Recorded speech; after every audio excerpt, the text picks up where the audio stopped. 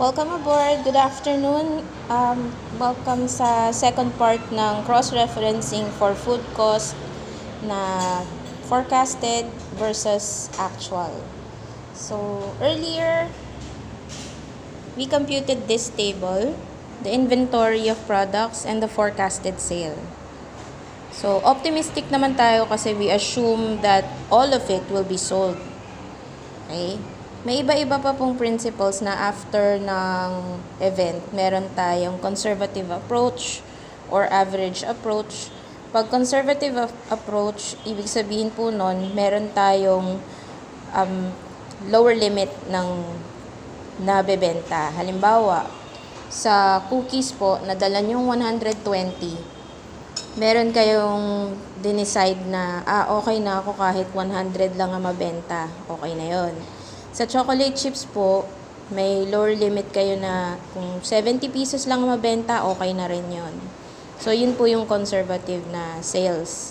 Yung hindi po natin ine-expect na sold out yung products. Okay? Of course, gusto natin lahat mabenta, di ba? Para mag-aangang buhay pag-uwi. Pero, most of the time, meron tayong mga iuuwi na products after the event. So, sa actual food cost and actual sales, iba-iba po yung factors na pumapasok. Ito po.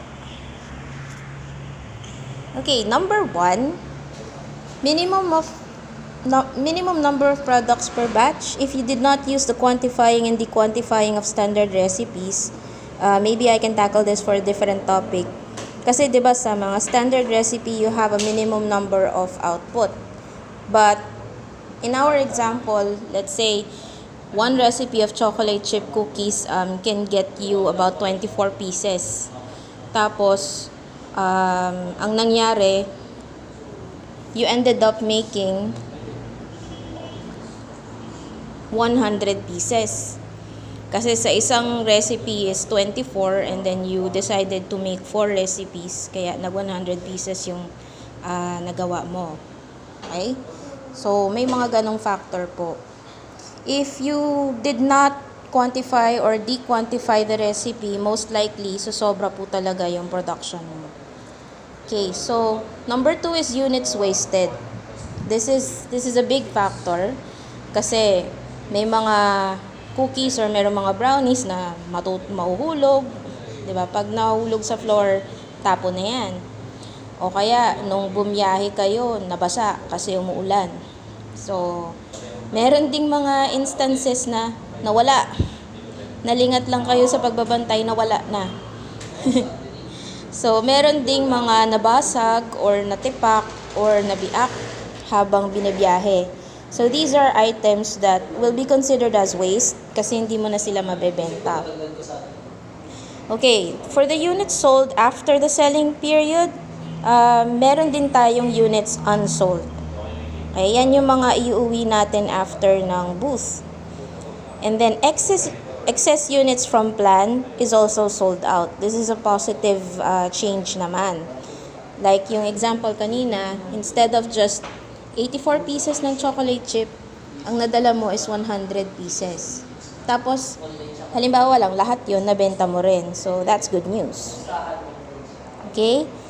So, the fifth one is price of ingredients change. Either mas mahal or mas mura during the time of production na ginawa mo yung para sa booth. And then sixth is the actual units made from the budgeted food cost is not the same. Ibig sabihin, yung ginawa mong recipe, instead of producing 24 pieces, ang na-produce mo lang 20. Okay? Ano yung causes nun?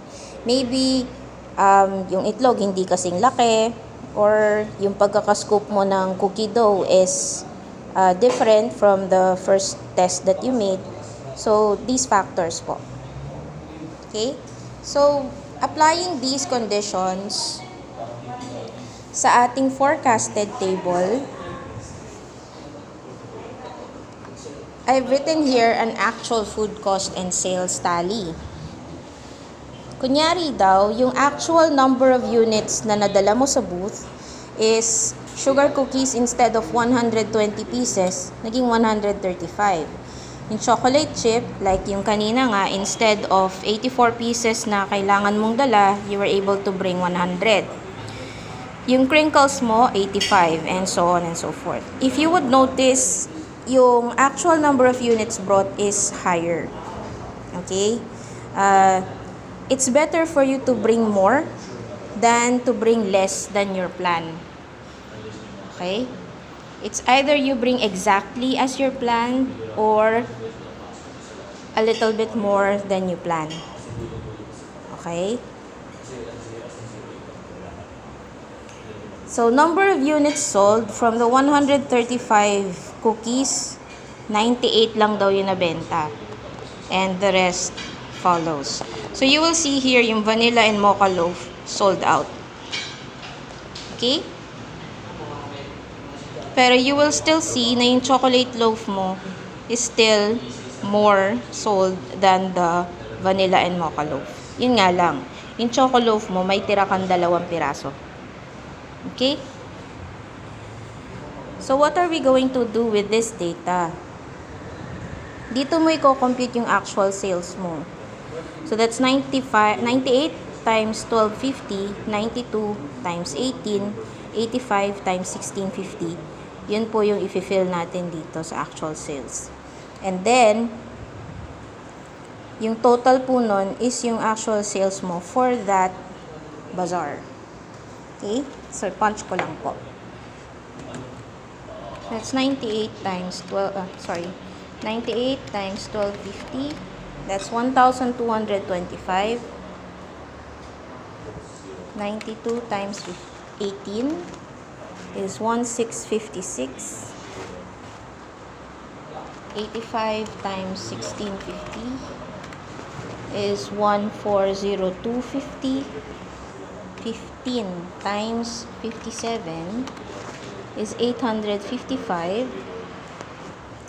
5340 times 14, 747.60. 13 times 90, 1,170. And then you have 750 for the vanilla loaf and 810 for the mocha loaf. So, total po natin yan. Yan yung naging sales nyo dun sa event. 1225 plus 1656 plus 140250 plus 855 plus 747, parang eroplano lang, plus 1170 plus 750 and 810. So, yung sales lumabas is 8,616.10. Kuha po. Okay, so that's double check po natin. 1225 plus 1656 plus 140250 plus 855 plus 741.6 plus 1170 plus 750 plus 810. So, 8610. 10. Okay. Okay? Tama ba? But anyway, it's clear that it's around 8,600. So, dito pa lang sa summation ninyo, hindi nyo na na-hit yung target or forecasted food cost. But it does not necessarily mean na lugi rin naman po kayo agad. Okay? So, sa forecast natin, it was 9,000. And then your actual is 8.6K. It's not bad. Okay? Not bad. Okay? So you have your, this one. The actual food cost, you will be getting it from the receipts. The receipts ng mga ingredients na actually nabili mo. So, based on receipts from shops where you bought the ingredients from. So, let's say, lahat ng dry baking items mo, yung flour, baking powder, baking soda, salts, sugars, 2,250. Yung liquid baking items mo, if you use milk, water, egg, extracts, cream, let's say also vegetable oil, ayan. Nag-total daw so 1,185. Okay, so actual food cost mo is 2,250 plus 1,185. Your actual food cost is 3,435. Okay, so this is consistent because dun sa plano mo na 3K, ang na-produce na items is this one. Okay? But since you were able to produce more, of course, your food cost will be higher. Okay? So, instead of 3,000, naging 3,400. Pero you will be getting the value ng actual sales mo to get the actual food cost. Okay? So, the actual food cost is 3,435 divided by the actual sales, which is 861610.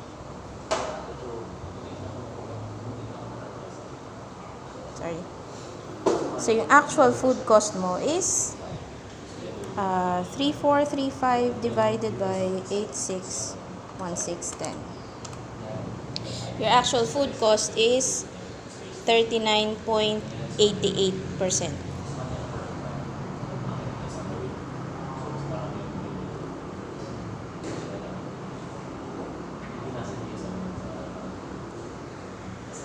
Sorry, 39.87%.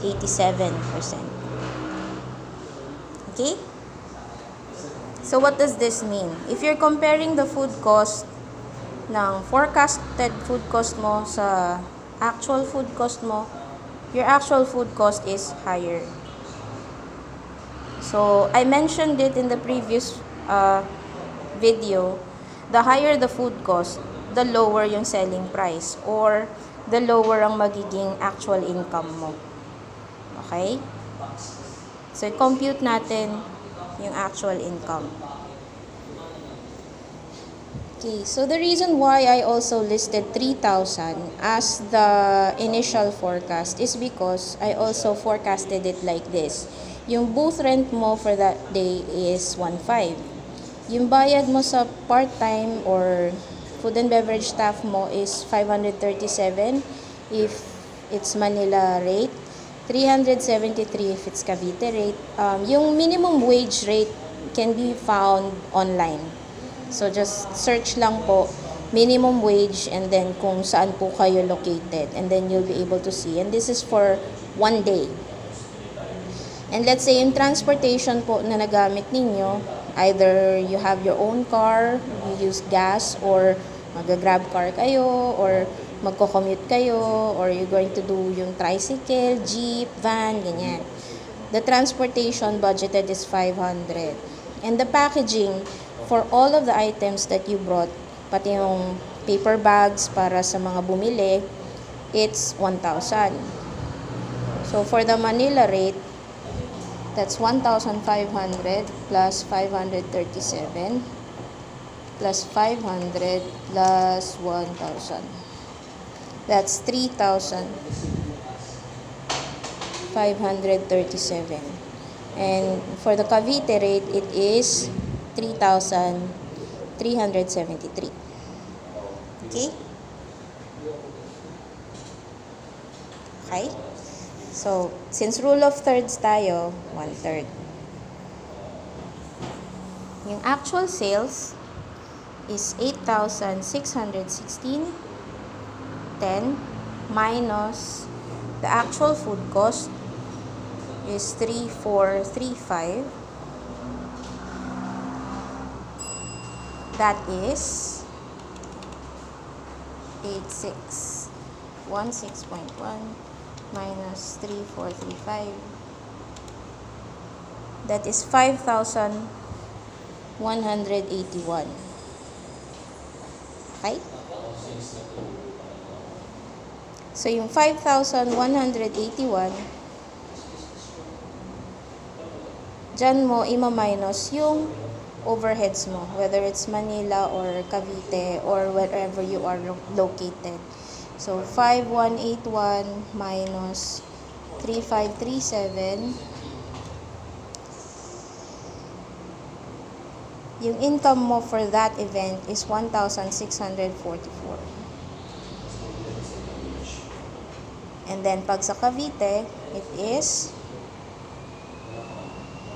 5,181 minus 3,373. 1,808. Okay. Sa isang araw ng pagbebenta mo, may kinita kang 1,644.10 if you're from Manila, and may kinita kang 1,808 if you're from Cavite. Okay? So, as you can see po, sa dami rin ang ginawa natin dito, sa dami rin ang kinompute natin dito, no wonder that you really have to go through with the computation para ma-assess mo kung sulit ba yung pag-participate sa bazaar. So, kung okay na to sa inyo, let's say, okay na ako actually sa income na 1,000 mga ganon. So, ibig sabihin, yung lower limit nyo ng pagbenta is going to be even lower. Kumbaga, imbis na 98 pieces ang unit sold mo, okay na sa inyo makabenta ng 85. Yung ganun. Kasi ibig sabihin pag ganito, tapos okay na sa inyo yung mas maliit na kita, ang target nyo lang is either to break even or at least to market your products para mas marami ang makakita sa produkto nyo. So, ayun po.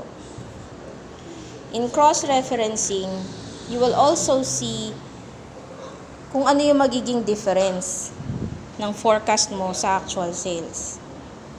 You forecasted 9,000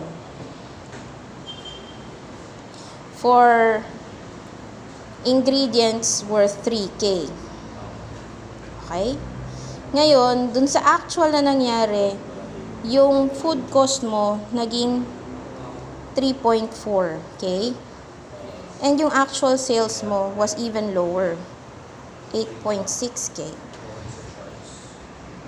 So, you will see here, mas mataas yung pinuhunan mo, mas mababa yung nabenta mo. So, anong ibig sabihin nito? Maybe, if you still want to participate in booth next time, if you're going to maintain this kind of scheme na pwede nang ganito ang income ko, then that's good. But if you target a higher amount of income, of course, syempre, if you're going to do it again, you'll have to generate more sales. So, dyan papasok yung promotions nyo. Are you going to push for sold out items? Okay? Or are you going to feature discounts? Okay? Again, for your discounts, what you are going to sacrifice is the third 1/3. Okay? Kaya po, lalo pag baked goods, hindi madali na mag 50% off. Hindi po. Unless ang food cost na computed nyo is 25%. Yun, madali po mag 50% off pag ganun. But in this case, you can't go lower than 33% sa discount nyo. Kasi yung discount na yun, ibig sabihin, you're sacrificing your markup na po. Okay? So, ganito po ang nangyari niyan dito. You sacrificed, let's say, 3,000. Ano yung percentage ng na-sacrifice ng 1/3 mo? Okay, so 1,644 divided by 3,000. It's almost half or more than half. That's 55% ng supposed income mo. So, give up mo yung kalahati ng supposed income mo. So, yan po. So, if you're going to do this kind of consideration para nga mabenta lahat ng product mo, that's also your decision po. So, in my opinion, it's better for you to sell all of the units than to bring home so much. Example, this one. Yung 135 minus 98, may 37 pieces ka na sugar cookies. unless you have a shop of your own, you can still sell that 37 pieces sa shop nyo na. You won't be dependent on the bazaar. Or you can also sell it online. So, may mga options pa rin tayo para mabawi yon. Remember, these items will have at least a shelf life of 3 days. So, after that bazaar day, you can advertise sa Facebook or sa YouTube or sa sa Twitter, sa lahat na ng social media. You can advertise there. Oh, you still have 37 pieces.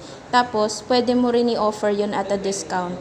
Again, not lower than 30% if your food cost is 1/3. Okay? At least, if you get to sell it all, example po, kung halimbawa, mas mataas yung item sold, it will generate a higher sale. Okay? So, mas tataas ang sales mo. Pero yung cost of ingredients mo would still be the same. Kasi nabili mo na eh. So, lahat ito nagamit mo na para sa number of ingredients na ito na available. So, kung meron ka pang saleable items dito, you can still catch up. You can still close the gap between the 9,000 and 8.6. And it's also possible na mag-exceed ka pa sa 9,000. So, nasa diskarte na lang po yun, di ba? Okay, so that's cross-referencing of the forecasted food cost and sales versus the actual food cost and actual sales. I hope this video helps you out on future events or future costing. Maybe I'll also release videos din na how to price tiered cakes. Marami rin po kasing nagtatanong about it. As well as dine-in items. So, thank you for putting up with the computation. And by the way, wala pa pong nakakahula nung ingredient na missing sa very first video about food costing. You still have a chance to guess, but only guesses posted sa YouTube video ko. Yung comments doon, once you comment there your guess kung anong ingredient ang missing dun sa standard recipe na ginamit natin, yung sugar dough. If you guess correctly, you have a gift from me. Okay? Have a nice day. Happy sailing!